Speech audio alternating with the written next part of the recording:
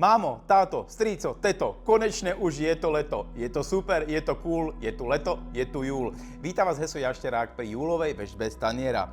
Mnohí z vás si nechávajú hlavou prejsť dovolenku a rozmýšľajú, ako s dovolenkovým časom naložiť. To závisí od toho, čo si naložíte na tanier. Mnohí túžia po dovolenke niekde v zahraničí, pri mori, kde by si na pláži vyvalovali šunky. Áno, na pláži ležte, z leta sa tešte, ale bacha na slnko, je silné. Tak sa namažte, alebo si zaspievajte Šunko, stoj. Mnohí sa boja cesty do zahraničia, lebo nepoznajú reči. Ale zoberte, reč jedla chuťových buniek je na celom svete rovnaká. Šunka je univerzálny jazyk.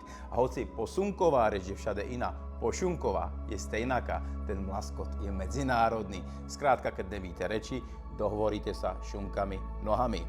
Ale všade dobre, doma najlepšie. Zoberte, aké máme u nás doma krásne národné parky, tak prečo ich neskúsiť?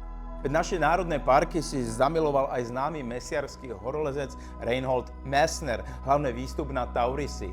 Takže založte si tauristický krúžok a objavujte krásy a chute našej vlasti. Samozrejme, ak máte pohybové obmedzená, hej, napríklad máte niečo s nogou a turistika no go, vytvorte si bedeker na tanieri. Čingov, Inovec, Ďumbier, Vysočina, Zobor, Tribeč, Gemer, Malokarpatská.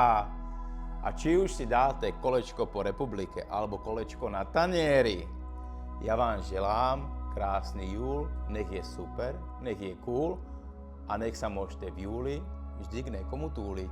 Heso Jašterák.